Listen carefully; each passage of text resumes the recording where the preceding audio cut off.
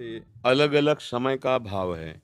यदि हम व्यवहार में हैं, तो जिसने कभी एक बार भी हमारे प्रति हित की भावना की है, तो हम उसे नमन करेंगे, प्यार भरा व्यवहार करेंगे।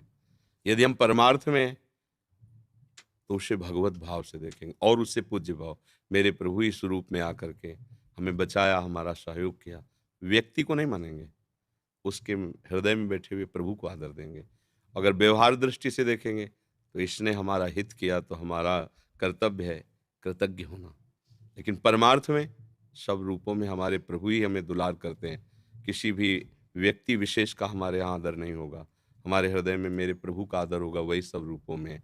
नाते नेह राम के मनियत, सुहृद सुसेव्य जहाँ लो।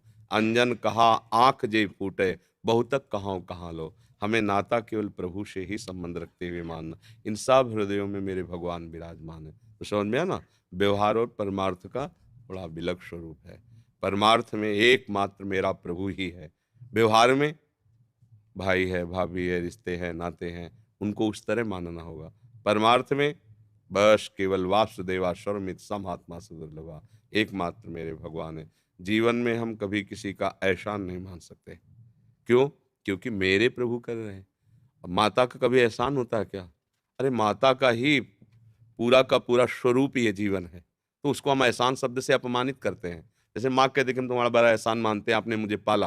तो मानो हम उसको अपमानित कर रहे हैं। ऐसे हम भगवान को थोड़ी कहेंगे आपका एहसान है।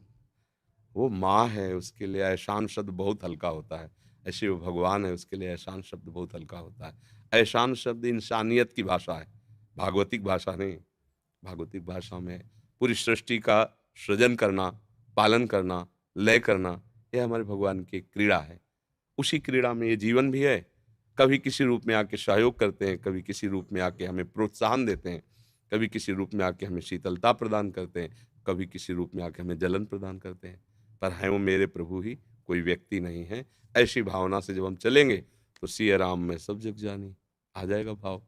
तो परमार्थ का स्वरूप और व्यवहार का स्वरूप आगे चलकर एक होता है, पर प्रारंभ में थोड़ा-सा मार्ग में अंतर होता है। तो जब व्यवहार की भाषा में बोलेंगे, तब ये बोलेंगे, जब परमार्थ की भाषा में बोलेंगे, तो ये बोलेंगे। समझ में आ गया आपको?